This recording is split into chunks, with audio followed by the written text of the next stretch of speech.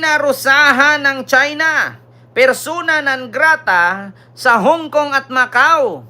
Delikado, mga kababayan, kapag si Sara ang maging presidente. Tandaan ninyo hindi pa presidente si Sara. Matagal nang wala si Digong, 4 years na. Pero ang China, ang China, nanghihimasok pa rin sa ating bansa. Biruin nyo, paparusahan si Francis Tolentino na isang senador kasi nabuko ni Francis Tolentino, ni Senator Francis Tolentino, ang mga kabulastugan ng China na nagpupondo sa mga keyboard warrior para kalabanin ang administrasyon at mga politisyan na anti-DDS. Yan na, alala ninyo noon na meron daw pinunduhan ang China, nagseminar-seminar pa doon. Yung mga Pinoy, yung mga vloggers, nagsiseminar pa sa China para ano ang gagawin para maraming manunood. Para maraming malinlang sa kanilang gagawing vlog. Para masira ang Marcos administration. Eto na, ginawa nila kay Tolentino. Delikado si Sara pag naging presidente. Hindi pa presidente si Tolentino, tingnan nyo, pinarusahan ng China. Anong karapatan ng China magparusa kay Tolentino? Hindi naman nila batas, hindi naman nila bansa ang Pilipinas. Di ba, mga kababayan? Ito, ulitin natin. Ito tayo. Buksan natin. Ito na. May ads lang. Chupape, magpakamatay ka na. Tinatanggap ko ang ipinataw na parusa ng China dahil sa aking pagtatanggol sa mga karapatan, dangal at soberanya ng sambayan ng Pilipino sa West Philippine Sea. Dakdak daw ako ng dakdak. Bakit? Masakit ba yung aking dinadakdak? Harvey, abay-abay, tangina mo, isa kang DDS, wala kang kwenta, bobo ka, magpakamatay ka na. Ito hindi pa presidente si Sara, ganito naka-powerful ang China.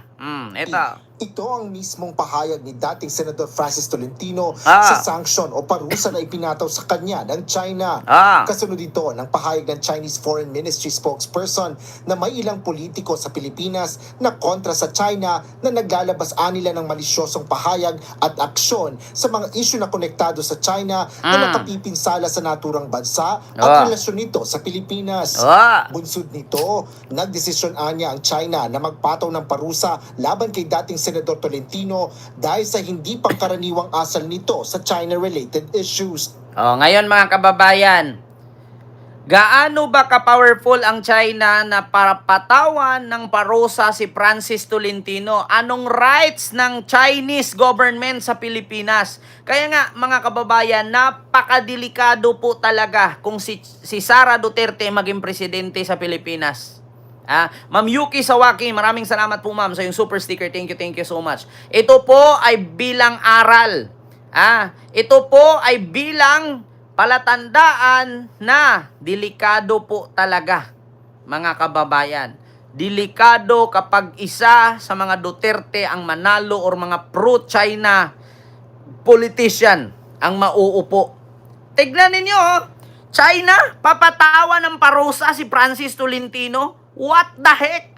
Saan siya kukuha ang China ng kapal na mukha na papatawan si Francis Tolentino ng parusa? Wala naman silang rights dito sa ating bansa. Pangalawa, si Alice Go nga tinanggal kasi pure Chinese naging mayor sa Tarlac. Kaya nga mag-ingat kayo, mga kababayan. Mag-ingat kayo. Delikado yung mga politician na mga hawak sa leeg ng China.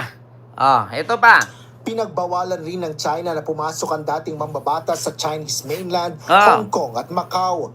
Ngunit para kay Tolentino, ang naturang parusa ay isang karangalan at patunay ng kanyang paninindigan na protektahan ang pambansang interes at dangal ng mga Pilipino. Nanindigan din ito na patuloy na ipaglalaban ng nararapat sa bansa kasama ang mga kaukulang ahensya ng pamahalaan at mga mangingisda. Wala niyang dayuhang puwersa ang makapagpapatahimik o makababawas sa kanyang determinasyon na ipaglaban ang soberanya ng Pilipinas at ipinagmamalaki nito na siya ay Pilipino. Kinuwestiyon naman ni Senate President Pro Tempore Jinggoy Estrada ang aksyon na ito ng China.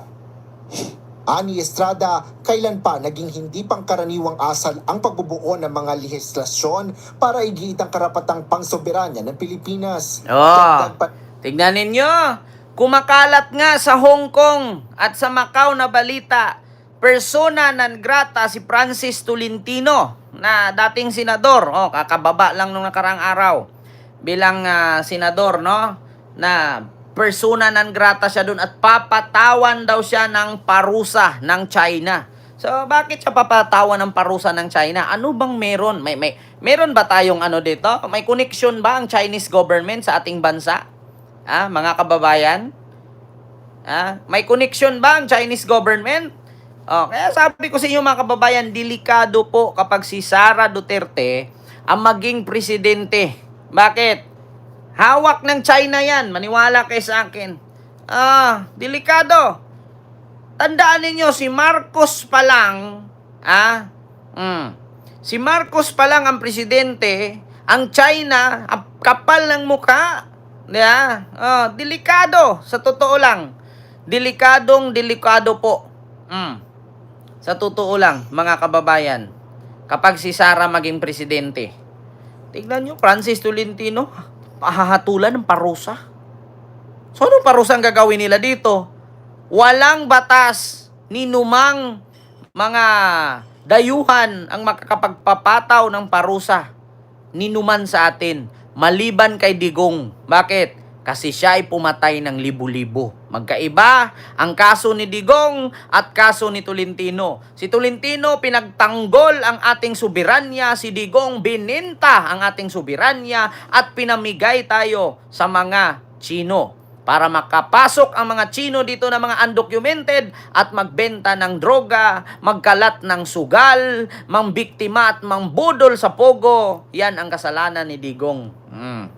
Alam nyo na, mga kababayan. Yan ang mahirap. Ingat-ingat mga kababayan. Kaya, delikado si Sara kapag maging presidente sa 2028. Si Tolentino nga, senador papatawan ng parusa ng China.